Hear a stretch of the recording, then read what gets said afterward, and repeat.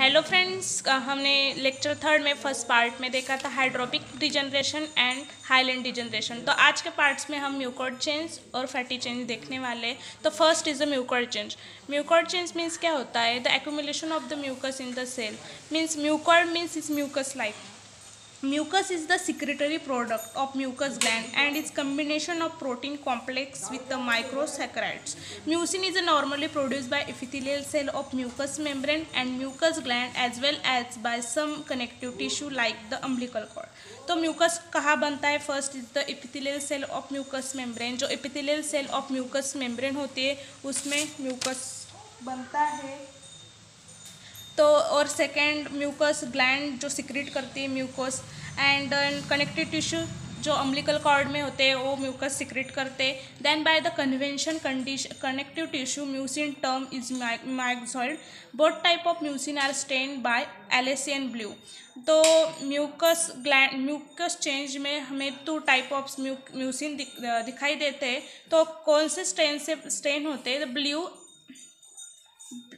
Alcian blue इस stain से वो स्टेन होते हैं. तो 2 can be distinguish by periodic acid Schiff PAS stand.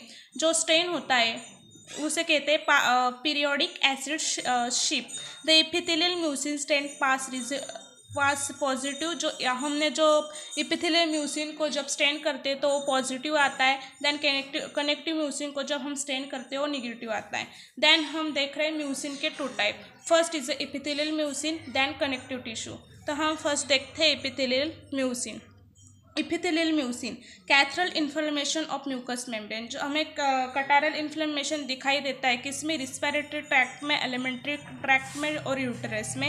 ये इसका एग्जाम्पल हो गया किसका? एपिथेलियल म्यूसिन का. देन हम देख रहे हैं obstruction of the duct leading the mucocele of the oral cavity and gall bladder.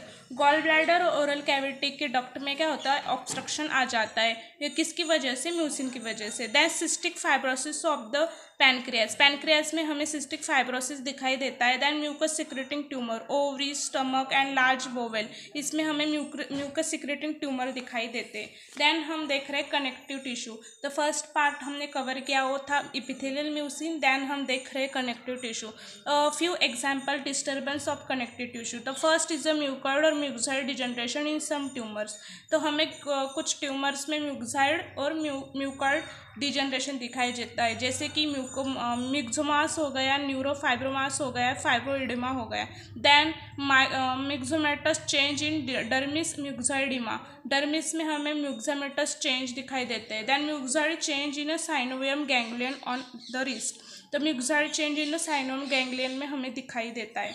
तो हो गया हमारा म्यूकर्ड चेंज. तो हमने लेक्चर थर्ड में पार्ट 1 में 2 चेंज पूरे लर्न किए. तो इसमें हमने म्यूकर्ड पूरा किया. म्यूकर्ड में कुछ नहीं, उसमें क्या होता है? एक्यूमुलेशन ऑफ म्यूकस होता है जिसमें 2 डिवाइडेशन होता है. एक एपिथेलियल म्यूसिन और दूसरा हो गया कनेक्टिव टिश्यू म्यूसिन. देन हम देख रहे हैं fatty change. Fatty change steatosis और fatty metamorphosis is the intracellular accumulation of neutral fat within the parenchymal cell. तो ये डेफिनेशन हो गई. तो क्या फैटी चेंज उसे कहते हैं स्टेटोसिस, उसे फैटी मेटामॉर्फोसिस कहा जाता है. क्या होता है? एक्यूमुलेशन ऑफ न्यूट्रल फैट किधर होते हैं? पैरेन्काइमल सेल में.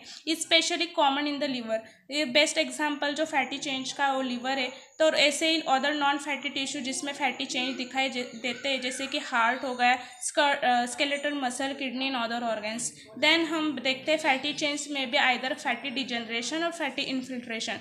फैटी चेंज 2 भागों में दिखाई देता है. डिजनरेशन में दिखाई देता है और फैटी इन्फिल्ट्रेशन में दिखाई देता है. देन हम देख रहे हैं फैटी चेंज इन लिवर में भी result from the 1 to 2 types of causes. Then liver is the commonest site of accumulation of fat because the play central role in fat metabolism. तो हमें लिवर में क्यों फैटी लिवर देखा जाता है? Because of क्या करता है? Play important role in central metabolism of fat. Then depending upon the cause and amount of accumulation fatty change में भी माइल्ड, रिवर्सिबल और severe producing irreversible.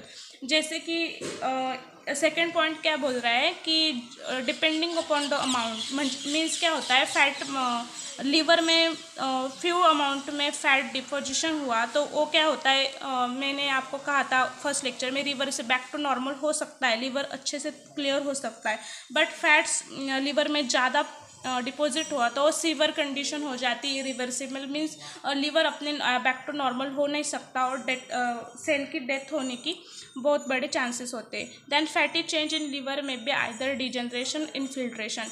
Fatty change में हमें दो टाइप देखे जाते हैं, डिजनरेशन दिखा जाता है, इन्फिल्ट्रेशन देखा जाता है। Then fat metabolism, fat metabolism कैसे होता है। देन न्यूट्रल फैट जो हमें फूड से मिलते हैं, brought to liver by blood, और ब्लड से लिवर तक जाते, O2 एंड लाइपोट्रोपिक फैक्टर उसमें रहते हैं, तो फॉस्फोलिपिड प्रोटीन कॉम्प्लेक्स फॉर्मेशन होता है। देन उससे क्या रिजल्ट आता है, transport of to blood phospholipid for utilization in tissue and storage, and fat is deposition. Then fat का डिपोजिशन होता है। तो हमने फर्स्ट फैटी चेंज में हमने इंट्रोडक्टरी पार्ट देखा, उसमें फैट मेटाबॉलिज्म देखा। देन हम इटियोलॉजी देख रहे हैं। तो इटियोलॉजी फर्स्ट, हेपेटोटॉक्सिक फैक्टर। तो क्या है hepatotoxic factor? The factor is causing poisoning of liver cell, inactivating cell, enzyme are follow, chemicals, chloroform, bacterial, viral, metabolic toxaemia, pregnancy, toxic action, aggravated aversion to milk. तो क्या होता है, poisonous create होता है इन liver में, किसकी वजह से, chemical, chloroform, bacterial, viral infection, metabolic transport, इनकी वजह से क्या होता है, पॉइजनस क्रिएट होता है इन लिवर, इसके वजह से टॉक्सिक लिवर बन जाता है। तो hepatotoxic factor is the first factor of aetiology. तो then second is the lack of O2 in anaemia और anoxia CCF। The liver is the border line of the O2 supply. Liver important supply करता है, blood का function important है जो liver करता है। The pernicious anaemia and passive venous congestion, anoxic condition हमें देखा जाता है। तो क्या होता है, एनीमिया तो क्रिएट हो गया तो उसकी वजह से पर्निशियस एनीमिया हमें दिखाई देता है जब लिवर के फैटी लिवर बन जाता है। तो देन फर्स्ट हमारा हो गया हेपेटोटॉक्सिक फैक्टर, इटियोलॉजी के फर्स्ट हेपेटोटॉक्सिक फैक्टर। देन हमने देखा lack of O2 in anaemia. Then देख रहे हैं lack of lipotropic factor. Lipotropic factor जब चले जाते हैं, मीन्स कम हो जाता है लाइपोट्रोपिक फैक्टर, तो क्या होता है, choline is necessary in liver for synthesis of phospholipid की सिंथेसिस के लिए कोलिन इंपॉर्टेंट रहता है। वो उस कोलिन है क्या, is supply to liver from ingested food phospholipid, और इसका सप्लाई कब होता है, इंजेस्टेड फॉस्फोलिपिड से। In children with poor in milk usually suffer of the liver enlargement. Children में मिल्क की कमी हो जाती है तब लिवर इनलार्जमेंट होता है। तो फर्स्ट क्या है, hepatotoxic, then second lack of O2, then lack of lipotropic factor, then condition with excess fat. Excess fat कब हो जाते हैं, लिवर में, ओबेसिटी में, डायबिटिक मेलाइटस कंडीशन में, कंजेनिटल हाइपोलिपिडेमिया। देन हम देख रहे हैं मैकेनिज्म। तो मैकेनिज्म कैसा है देखें, तो फर्स्ट इज द हमें फैट्स कहाँ से मिलते हैं, एडिपोज टिश्यू से, डाइट से। देन क्या कन्वर्ट होता है इन फ्री फैटी एसिड में, जब लिवर में एंट्री होती है तो फैटी एसिड में, free fatty acid converted in liver free fatty acid. Free fatty acid में जब जाता है तो कितने free fatty acid convert with the help of alpha glycophospholipid के हेल्प से किस में फैटी एसिड कन्वर्टेड होता है, एसिटेट में, cholesterol ester, phospholipids, ketone bodies, then triglyceride. Then triglyceride lipoprotein में कन्वर्टेड होता है कि किसकी हेल्प से, lipid acceptor protein. Lipid acceptor protein की हेल्प से triglyceride converted in lipoprotein. Then lipoprotein convert हो जाता है प्लाज्मा लाइपोप्रोटीन इन प्लाज्मा में। तो ऐसा होता है मैकेनिज्म। Thank you.